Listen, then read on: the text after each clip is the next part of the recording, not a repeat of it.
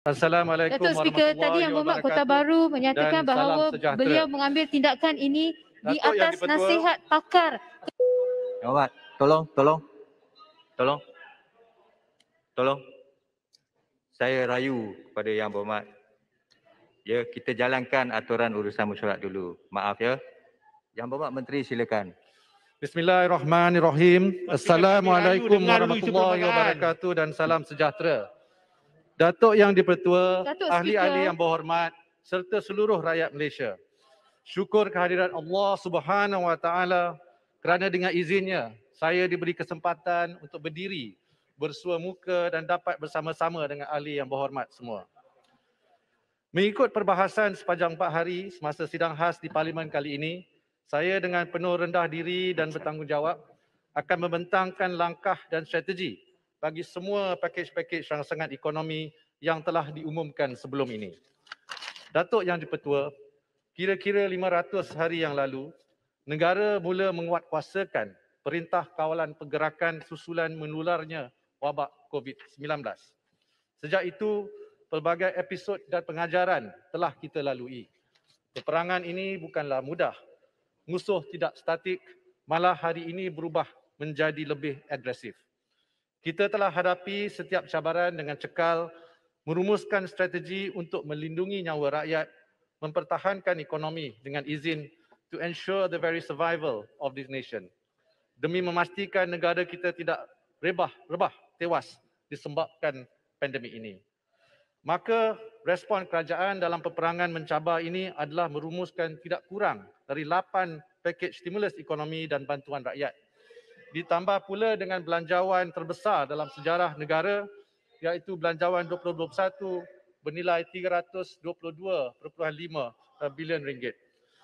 Untuk memastikan setiap lapisan rakyat kita terbela, nasib mereka dari Sabah, Sarawak ke Semenanjung memperkasa sistem kesihatan awam, menyokong kelangsungan perniagaan dan memastikan ekonomi kita terus bertahan walau digasak teruk oleh COVID-19. Yang berhormat semua, kegawatan ekonomi global tahun lalu dikatakan adalah yang paling teruk sejak Perang Dunia Kedua. Banyak negara merudum jatuh pasaran dan kewangannya. Syukur negara telah melalui badai tahun lalu dengan selamat, walau terpukul dan tercala, tetapi belum rebah dan jauh sekali dari kalah. Kesejahteraan ekonomi kita adalah penting dalam peperangan mengatasi COVID-19 kerana tanpa ketahanan ekonomi kita tidak akan mampu menjana kekuatan dana dan sumber untuk terus melawan pandemik ini. Kerajaan telah pun bersiap siaga dan kini giat menggerakkan strategi negara untuk melangkah ke hadapan berpegang kepada 4 elemen utama iaitu pertama, melaksanakan Perintah Kawalan Pergerakan sebagai usaha mengurangkan penularan wabak. Kedua, memperkasa program imunisasi COVID-19 kebangsaan atau PIK yang membina ketahanan diri. Ketiga, memperkenalkan pakej-pakej bantuan dan rangsangan ekonomi untuk memastikan kehidupan rakyat terpelihara dan memulih semula ekonomi.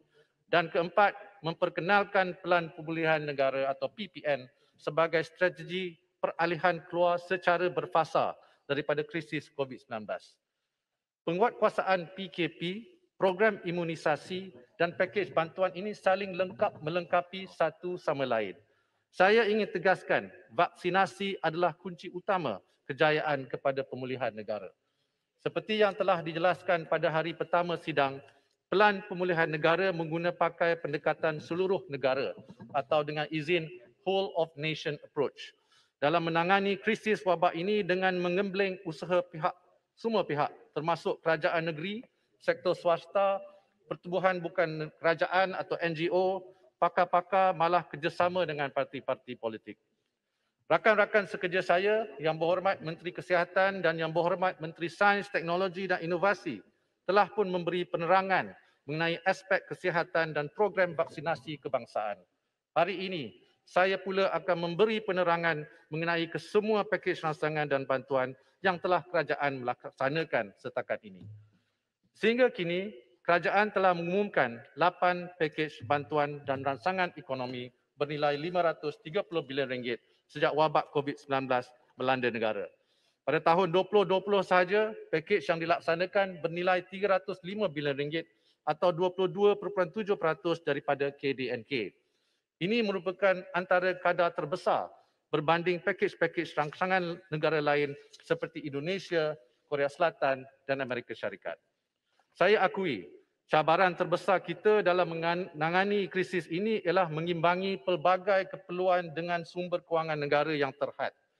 Kami perlu mengimbangi antara menyelamat nyawa dan melindungi mata pencarian, antara pelbagai keperluan sektor dan perusahaan, dan pastinya mengimbangi keperluan mendesak hari ini dan menjaga kepentingan generasi akan datang. Sehabis mungkin kami di Kementerian Kewangan akan mempertimbangkan kewajaran sesuatu perkara sebelum meluluskan sebarang peruntukan.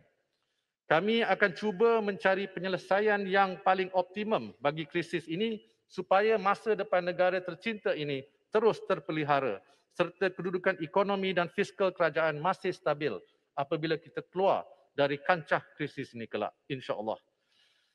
Datuk Yang di-Pertua, penerangan saya pada hari ini akan memperincikan inisiatif-inisiatif utama yang terkandung di bawah semua pakej yang telah dilaksanakan dari kacamata 3 aspek. Pertama, melindungi nyawa melalui pengukuhan sistem kesihatan awam dan vaksinasi kebangsaan. Kedua, melindungi rakyat. Dan ketiga, menjamin kelangsungan perniagaan. Di samping itu, saya juga akan menjelaskan kesan kepada ekonomi dan apakah kedudukan kewangan semasa dalam tempoh kita menghadapi krisis ini. Datuk Yang di-Pertua, agenda utama kerajaan sejak awal penularan wabak COVID-19 adalah untuk memastikan keselamatan rakyat sentiasa terjamin. Sehubungan itu, ia mesti disokong melalui sistem kesihatan awam yang sentiasa bersedia menghadapi sebarang ancaman kesihatan, berada pada kapasiti optimum dan berfungsi pada tahap yang terbaik.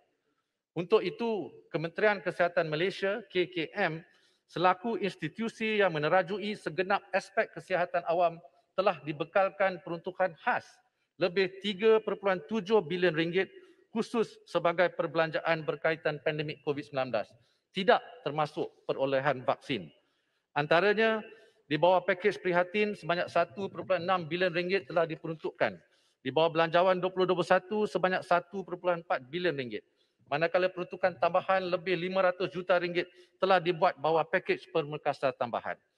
Malah, Kerajaan Persekutuan juga telah menyalurkan peruntukan khas kepada semua negeri bagi menangani wabak COVID-19 dengan peruntukan keseluruhan sebanyak 260 juta ringgit. Kesemua perbelanjaan ini adalah untuk pembelian kit ujian saringan, kos logistik berkaitan vaksin, meningkatkan kapasiti peralatan kesihatan dan perubatan serta wad ICU dan juga menampung perbelanjaan allowance khas kepada sukarelawan kesihatan.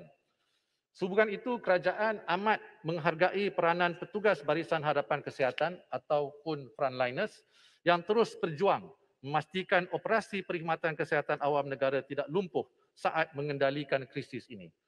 Di bawah pakej permai sejumlah 150 juta ringgit diperuntukkan antaranya untuk menambah ramai lebih 3,500 petugas kesihatan untuk KKM.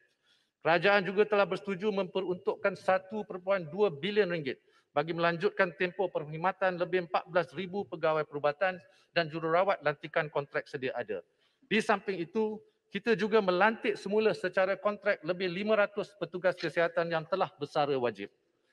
Saya juga ingin memaklumkan atas dasar keprihatinan kerajaan kepada frontliners, allowance khas petugas kesihatan BPPV turut diselaras kepada RM600.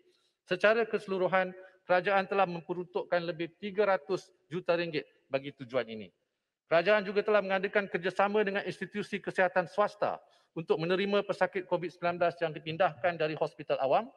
Saya serta turut membenarkan klinik dan hospital swasta berfungsi sebagai pusat pemberian vaksin. Selain bekalan vaksin diagihkan secara percuma, setakat ini kerajaan telah memperuntukkan 200 juta ringgit bagi program penyumber luaran program imunisasi dengan kerjasama pihak perubatan swasta. Datuk Yang di-Pertua, seperti yang saya nyatakan sebentar tadi, program vaksinasi kebangsaan kita merupakan kunci utama kejayaan kita melawan COVID-19. Kerajaan telah memperkasa usaha di bawah program imunisasi COVID-19 kebangsaan atau PIK bagi memastikan kejayaan proses vaksinasi seperti yang kita saksikan hari ini.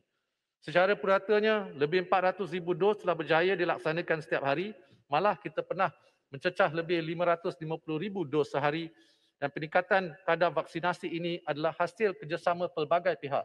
InsyaAllah, kerajaan menyasarkan imunisasi 100% populasi dewasa menjelang akhir Oktober nanti. Inilah sasaran terpenting dalam memastikan kejayaan Pelan Pemulihan Negara.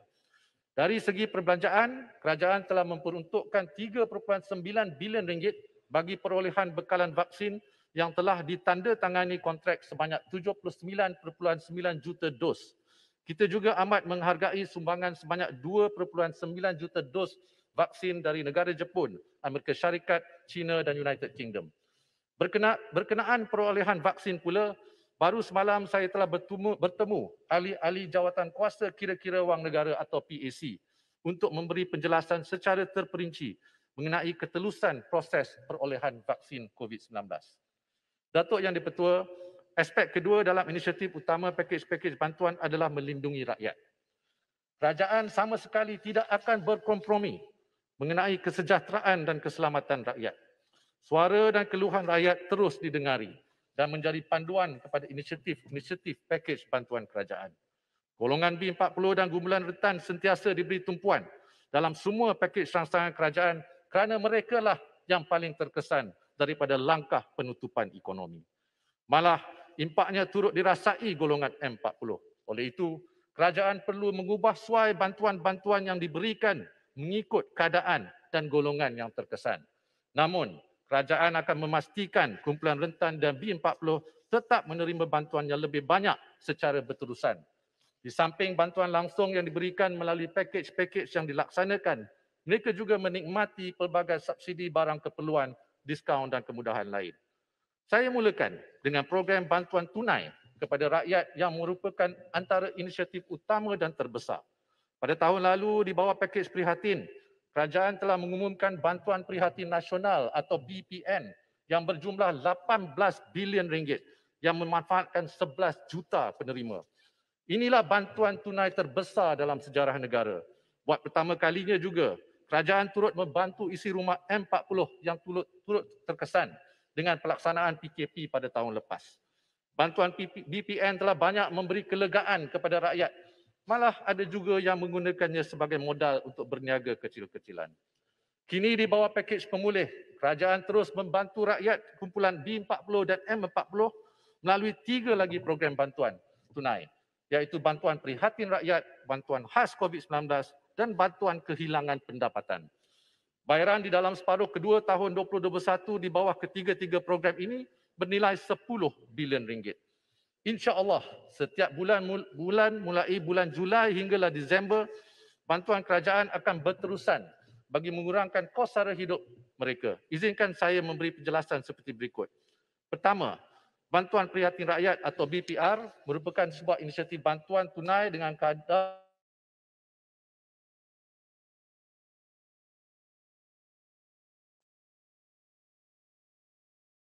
RM1,300 untuk 8.4 juta penerima B40. Kedua, bantuan khas COVID-19 atau BKC adalah bantuan tunai secara one-off di bawah pakej pemulih untuk manfaat 11.4 juta penerima. Antara ciri keistimewaan BKC adalah penerima BPR sedia ada akan layak secara automatik dan ia turut dinikmati oleh kumpulan M40. InsyaAllah, BKC pada kadar antara RM250 hingga RM1,300 akan mula disalurkan pada bulan Ogos, November dan Disember. Dan ketiga, bantuan kehilangan pendapatan yang berjumlah RM500 akan diberikan kepada mana-mana individu yang telah diberhentikan kerja atau tiada lagi caruman di KWSP ataupun Perkeso, sekurang-kurangnya 3 bulan berturut-turut sepanjang tahun 2021. Pembayaran akan dibuat pada bulan Oktober nanti. Dengan penguatkuasaan PKP dalam tempoh yang panjang, kami sedar akan kepayahan golongan rentan untuk mendapatkan bekalan makanan perlu. Oleh itu, selain bantuan kewangan tunai, antara inisiatif yang sedang rancak dijalankan pada masa ini ialah program bantuan bakul makanan. Kerajaan telah menyediakan peruntukan berjumlah lebih RM200 juta untuk program bantuan bakul makanan yang telah diagihkan seperti berikut. Pertama, bantuan yang disalurkan melalui ahli parlimen dengan peruntukan RM300,000 setiap kawasan parlimen.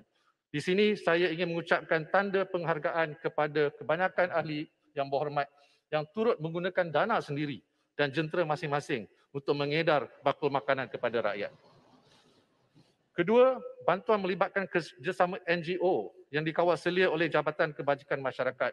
Antara program yang dijalankan adalah bakul makanan bawah pakej permai yang menyampaikan lebih 430,000 pak makanan, dan yang terkini program bakul prihatin negara dan program prihatin kasih yang berjumlah 100 juta ringgit dengan tumpuan kepada golongan miskin bandar.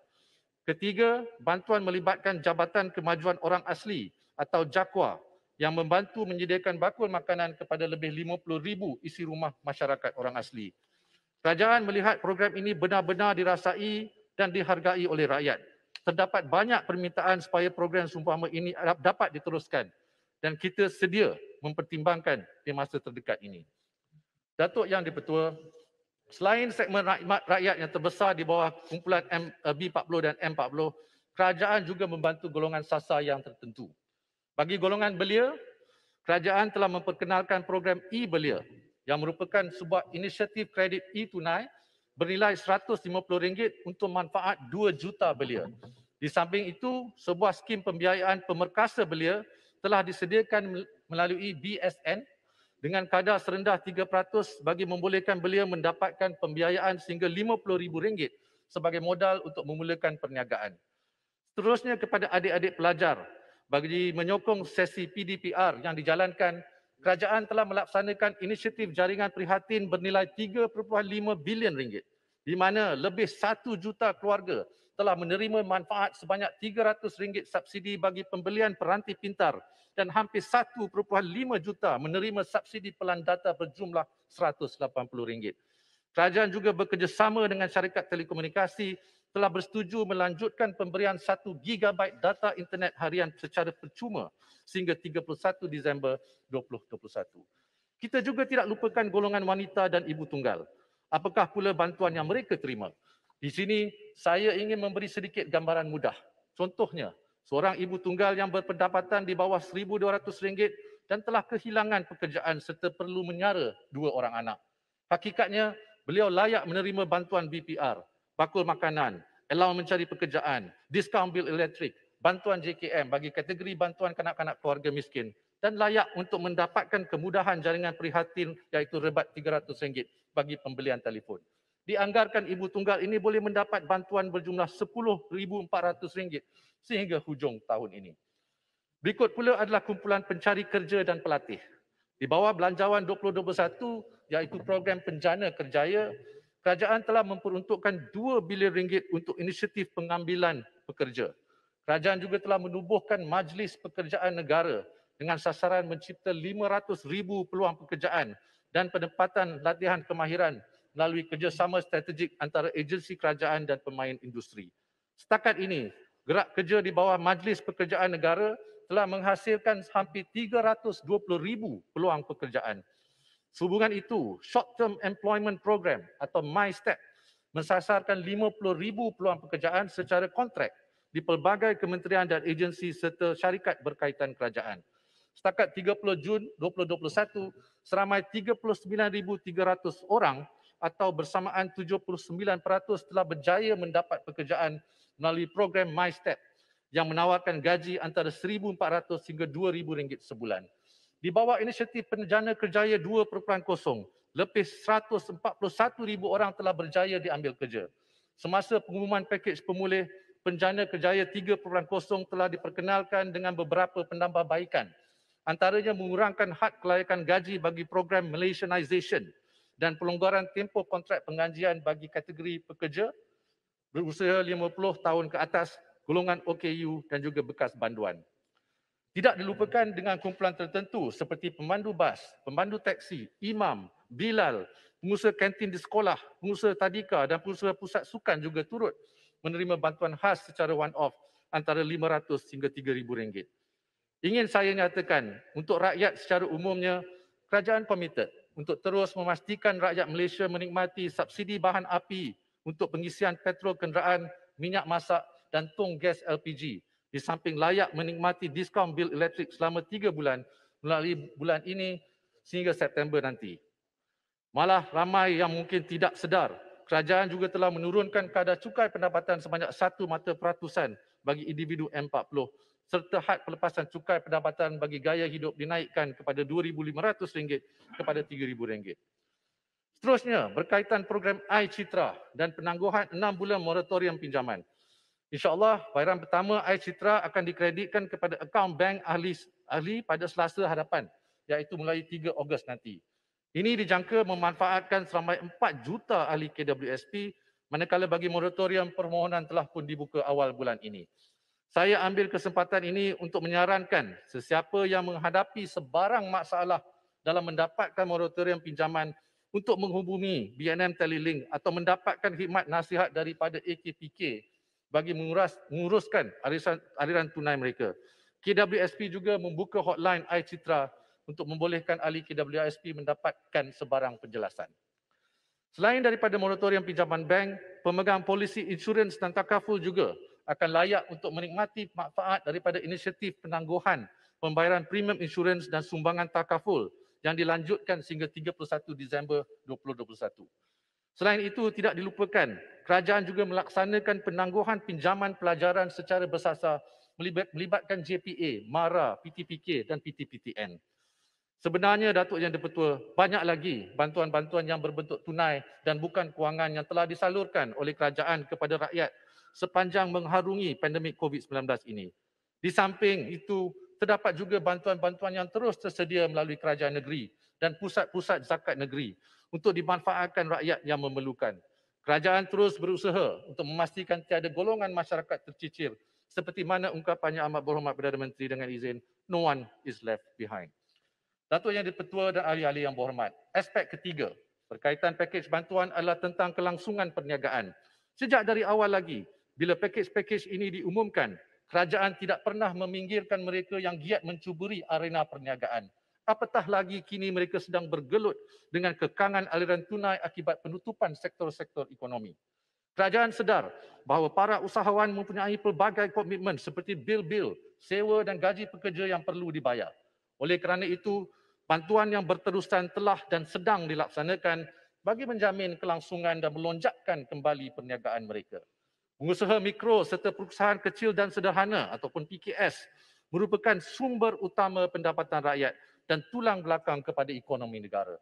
Menurut data rasmi oleh Jabatan Perangkaan Malaysia, pada tahun 2020, PKS menyumbang sebanyak 38.2% daripada KDNK negara, manakala 48% daripada pekerja di Malaysia berada dalam sektor PKS. Ini belum mengambil kira mereka yang beroperasi dalam sektor informal. Oleh itu, bagi menjamin kelangsungan hidup PKS, kerajaan telah bersetuju untuk menampung sebahagian gaji pekerja melalui program subsidi upah atau PSU. Program ini telah mendapat sambutan baik dari golongan majikan. Dengan adanya PSU, PKS yang mengalami pengurangan pendapatan akibat COVID-19 akan diberi subsidi upah sebanyak RM600 sebulan untuk setiap pekerja dengan had 500 pekerja setiap PKS. Sesebuah PKS dengan 500 orang bekerja boleh menikmati jumlah subsidi hingga RM300,000 sebulan sepanjang tempoh program ini. Untuk makluman, kerajaan telah memperuntukkan hampir RM20 bilion untuk PSU dan setakat ini RM15.6 bilion telah disalurkan untuk memanfaat lebih 330,000 majikan dan insya-Allah menyelamatkan 2.8 juta pekerja daripada kehilangan pekerjaan. Melalui pemulih yang diumum baru-baru ini, kerajaan berjanji akan terus memberikan manfaat PSU kepada PKS-PKS yang terkesan sehingga keadaan kembali pulih dan mereka boleh beroperasi semula seperti biasa. Langkah pemulihan PKS turut disokong oleh pelaksanaan moratorium pinjaman secara automatik selama 6 bulan di bawah Prihatin yang bermula dari April hingga September 2020. Disusuli dengan bantuan bayaran balik secara bersasar yang diumumkan sewaktu Belanjawan 2021 dan pemulih baru-baru ini. Pelaksanaan moratorium ini secara asasnya bertujuan memberi talian hayat kepada PKS yang terjejas untuk melegakan kekangan aliran tunai dan dapat terus bertahan.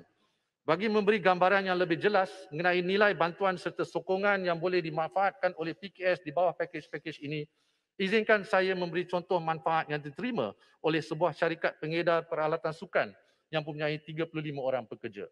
Disebabkan oleh penutupan sektor ekonomi berikutan COVID-19, mereka tidak dapat beroperasi sehingga menyebabkan kerugian. Oleh itu, mereka dikira layak untuk menerima bantuan seperti PSU, penangguhan levy dan moratorium pinjaman yang dianggarkan berjumlah RM370,000 bagi sepanjang tahun ini. Tambahan lagi, sekiranya syarikat ini mendapatkan pembiayaan baru, ia boleh meminjam sehingga RM50,000 di bawah skim pemerkasa yang ditawarkan oleh BSN. Datuk Yang di-Pertua, kerajaan juga memahami denyut nadi para usahawan mikro yang terjejas dengan krisis ekonomi yang melanda negara hari ini. Mereka ini adalah peniaga kecil, aneka juadah, mereka lah tukang gunting rambut kita, mereka lah yang menjahit pakaian kita. Kebanyakan usahawan mikro mengharapkan jualan harian untuk terus hidup dan tidak mempunyai dana perniagaan yang besar. Mereka adalah kelompok yang cukup terkesan dan wajar terus dibantu. Sebagai usaha untuk meringankan beban kewangan mereka, kerajaan telah memperkenalkan tahun lalu Geran Khas Prihatin atau GKP, iaitu satu geran tunai khas yang diberi secara langsung kepada perusahaan mikro yang layak. GKP dapat memberi kelegaan kepada usahawan mikro dalam mengharungi rintangan ketika ini. Jika dikira bermula dari GKP 1.0 tahun lalu sehingga yang terkini di bawah pemulih, jumlah keseluruhan GKP yang telah dan akan disalurkan adalah RM6.1 bilion, di mana setiap usaha mikro yang layak boleh mendapat bantuan sehingga RM6,500. Kerajaan turut menyediakan pembiayaan mikrokredit melalui pelbagai agensi kerajaan, antaranya BSN, Tukun Nasional dan Agrobank.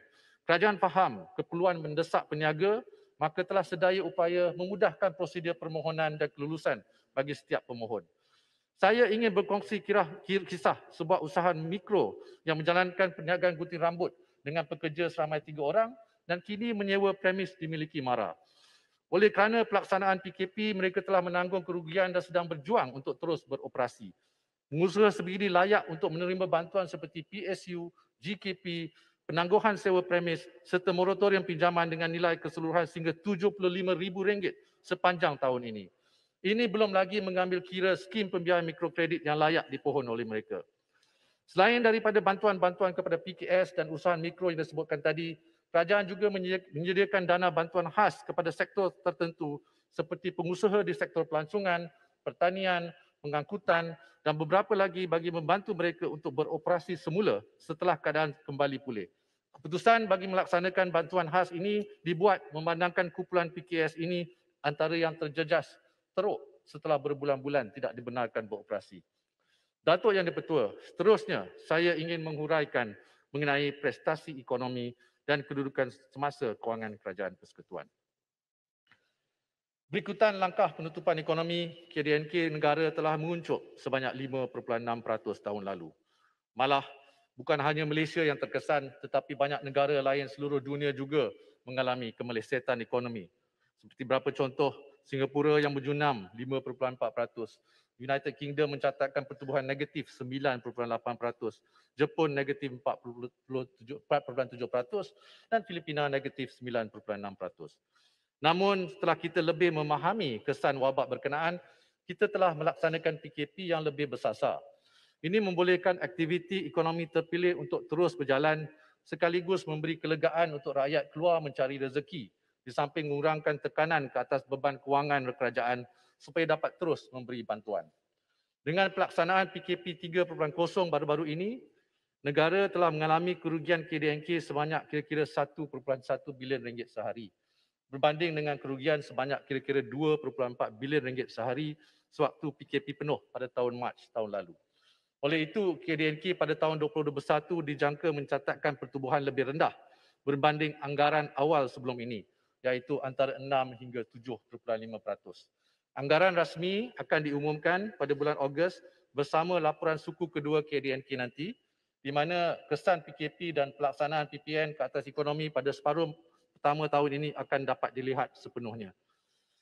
Sudah tentu krisis ini juga memberi kesan kepada pasaran buruh kita, walau bagaimanapun kadar pengangguran telah menyederhana kepada 4.5% pada bulan Mei berbanding 5.3% setahun yang lepas, iaitu kadar tertinggi sejak tahun 1990. Alhamdulillah, dengan membenarkan sektor ekonomi dibuka secara bersasar dan disokong dengan bantuan-bantuan yang telah saya sampaikan tadi, kita berjaya mengelak daripada kadar pengangguran naik dengan mendadak dan lebih ramai lagi pekerja diberhentikan. Malah sejak bulan Oktober yang lepas, tawaran untuk pekerja mahir telah mula meningkat hasil program-program kerajaan untuk meningkatkan peluang pekerjaan yang lebih berkualiti. Datuk Yang di-Pertua, dari segi kedudukan kewangan, bajet 2021 telah dibentangkan dengan unjuran defisit fiskal sebanyak 5.4% kepada KDNK.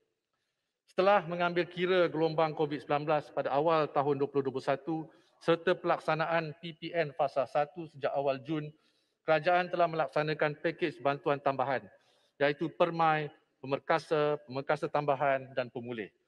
Pertambahan ini dijangka meningkatkan defisit fiskal di antara 6.5 hingga 7% kepada KDNK tahun ini.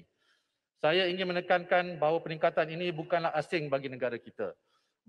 Berdasarkan data dari Tabung Kewangan Antarabangsa atau IMF, dalam memerangi wabak COVID-19, kebanyakan kerajaan di seluruh dunia telah memperuntukkan lebih daripada 16.5 trilion dolar Amerika dalam bentuk perbelanjaan fiskal.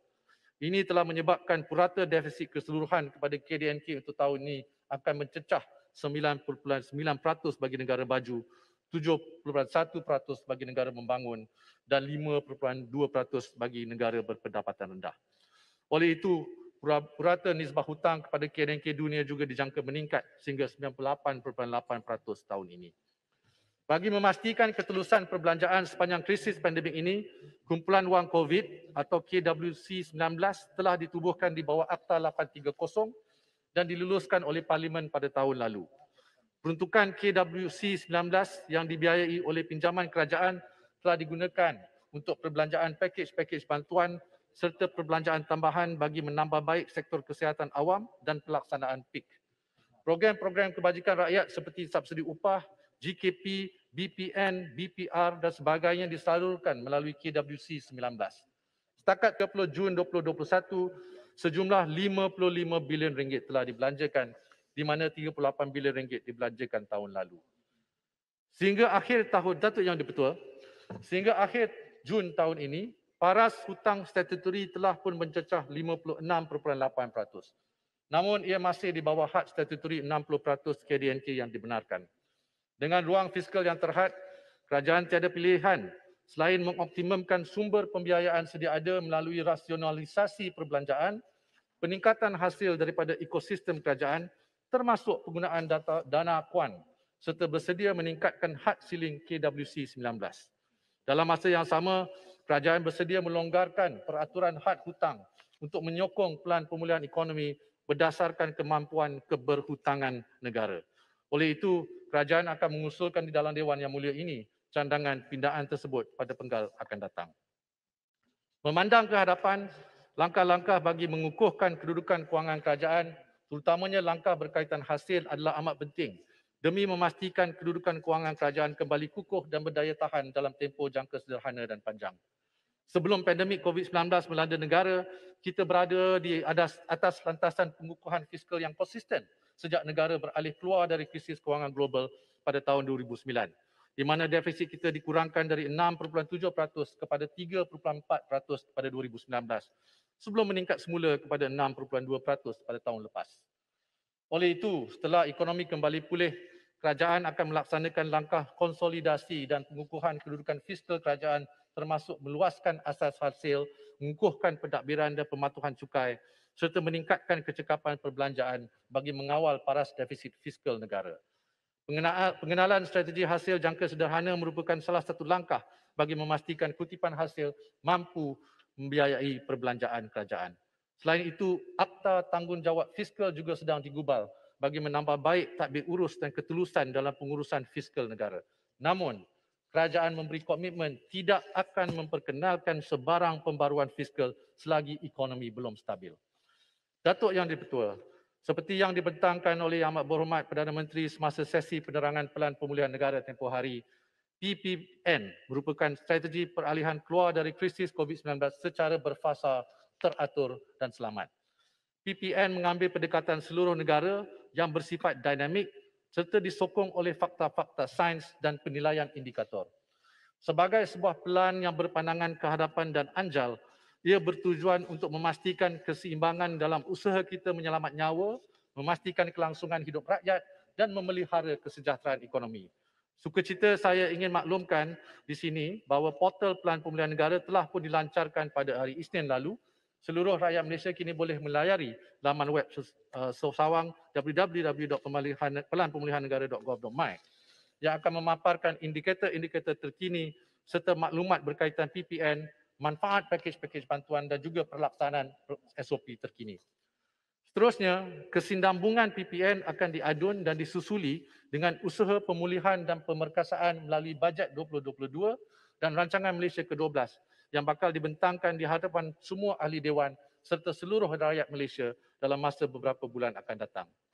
Datuk Yang di-Pertua, ingin saya tegaskan, kita tidak hanya mahu gah dengan pengumuman semata-mata, tapi juga ingin mencapai outcome dari pakej-pakej bantuan itu.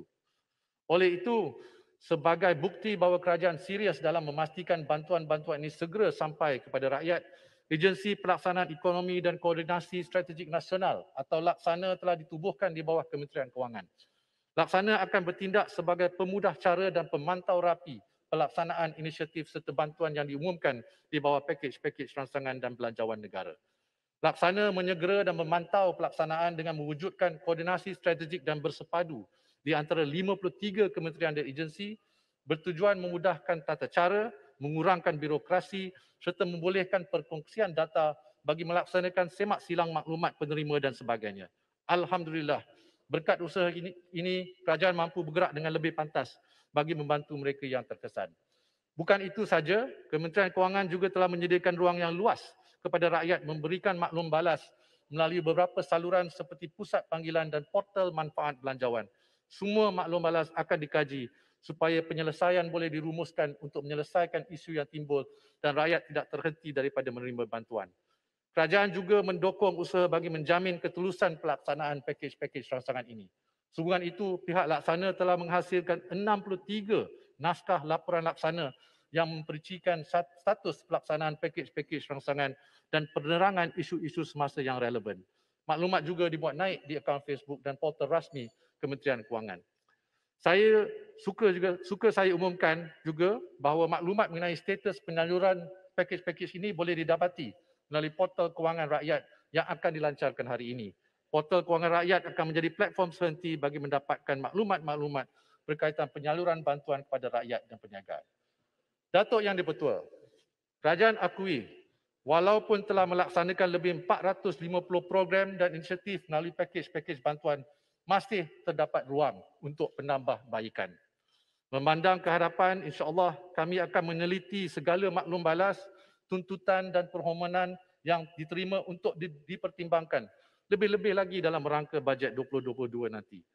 Seperti yang saya nyatakan pada awal bicara tadi, dalam masa kita menangani krisis ini, sebarang inisiatif atau bantuan haruslah dilaksanakan dengan tata cara fiskal yang berkhidmat tanpa menjejaskan ketahanan kewangan semasa ataupun kedudukan fiskal pada hari-hari akan datang.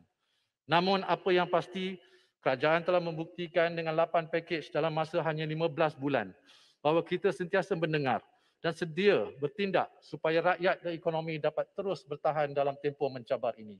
Yang paling utama sekarang, kita perlu giatkan usaha memvaksinasi kurang-kurangnya 80% penduduk dewasa di seluruh negara.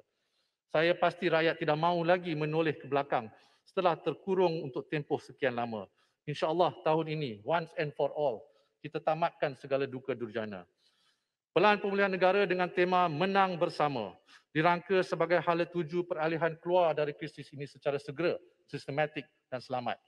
Langkah ke hadapan, kita harus bersedia, kita semua harus bersedia untuk menyesuaikan diri, bergerak dari kemulut pandemik ke situasi yang endemik, merentas satu realiti baru dan membina semula negara. Datuk Yang di-Pertua, saya tidak berhasrat untuk berucap panjang. Sebelum saya menoktahkan ucapan ini, saya ingin menzahirkan setinggi penghargaan kepada semua pihak yang sudi bertemu dengan pasukan Kementerian Kewangan untuk berkongsi idea tentang kesemua pakej-pakej bantuan, belanjawan negara dan kini Pelan Pemulihan Negara. Wakil-wakil dari perniagaan dan industri, pakar-pakar bidang, pihak NGO dan pastinya ahli-ahli Dewan ini sendiri yang merangkumi pelbagai parti politik dan latar belakang, semuanya telah menyampaikan pandangan bernas mereka atas niat ikhlas membela nasib rakyat dan negara. Usaha kerjasama sebeginilah yang saya pasti rakyat mahukan dari kita. Walau di masa lain kita berbeza haluan, tetapi di saat negara memerlukan, kita ketepikan semua perbezaan itu untuk tangani krisis ini bersama. Dengan izin, let us uphold the spirit of collaboration for the good of the nation. Truly, we can be better. United, we are stronger together. Datuk Yang di-Pertua, saya sudahi dengan lafaz wabillahi taufiq wal hidayah. Wassalamualaikum warahmatullahi wabarakatuh.